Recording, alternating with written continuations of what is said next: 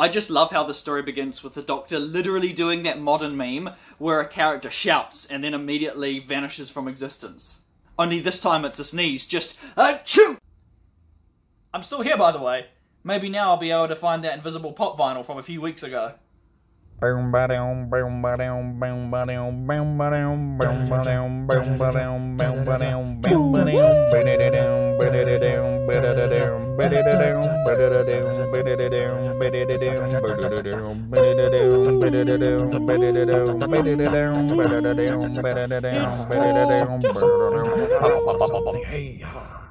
So, the Celestial... Why am I still invisible?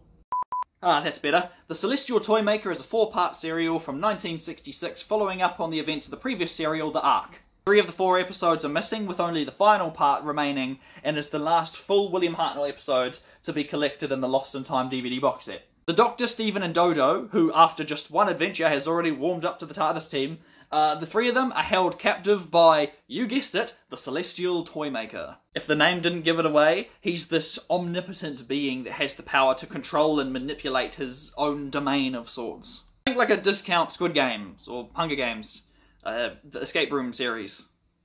Alice in Borderland, you get the picture. I like the concept, but can't really comment on the execution because with most of the serial missing, an awful lot of important details are just lost completely in translation. I watched another fan animation by Who Recons up on Dailymotion, which is where I'm having to watch a lot of these missing episodes. And while having the visual aid of movement helps, it's still nowhere near filling in the gaps required to fully appreciate what's meant to be going on. Apparently they did actually have to rewrite this a few times back in the day, so maybe the finished product was just a total mess, but it almost certainly explains the lackluster ending. Not really worth avoiding this spoiler, but the thing that ultimately saves the day is the Doctor apparently perfectly mimicking the Celestial Toymaker's voice. Hey Siri, blow up. The end. Puzzles, if you can even call them that, are okay. The riddles, on the other hand, they're more the kind that aren't really meant to be figured out, they're just there to sound cleverer than they are. Somebody called the new Riddler, he's gonna have a fit. The weird triangle sci-fi puzzle thing the Doctor has to complete that supposedly takes over 1,000 moves looks complex and cool enough, but the games that the companions have to complete basically boil down to the floor is lava, the chairs are lava, the floor is electric lava. Ah well. It's clear William Hartnell took yet another holiday in the middle of filming because the Toymaker, for no real reason, turns the Doctor invisible and then takes away his ability to speak for 2 episodes. So it's just a disembodied hand moving stuff around. But no, the Doctor's still there. He's totally there. You just can't see him. I don't know. This is just another one of those stories where, like, if you could watch the full thing, then maybe it'd be a good time. But without, like, a decent budget BBC official animation, there's just not enough incentive for me to bother revisiting it or even recommending it.